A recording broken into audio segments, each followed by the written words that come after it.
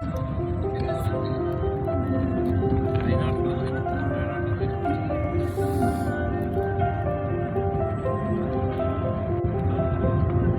वक्त हम आलम जब्बा, और आलम जब्बा का मौसम बहुत ही प्यारा है।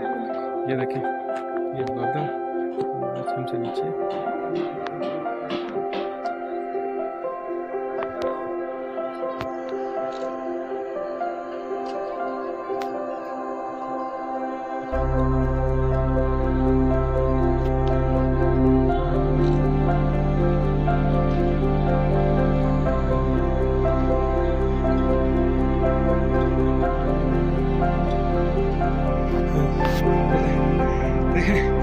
ये सामने एक झील है, यहाँ से हम कटोरा झील की तरफ जाएंगे।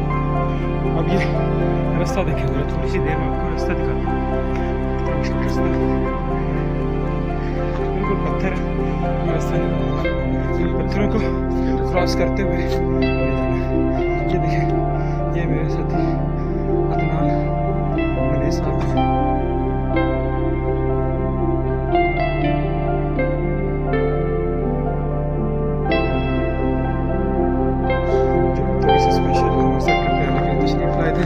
लेकिन इस वक्त हम सबका बहुत बुरा हाल है। भाई पीछे देख के रास्ता मुश्किल होने के साथ साथ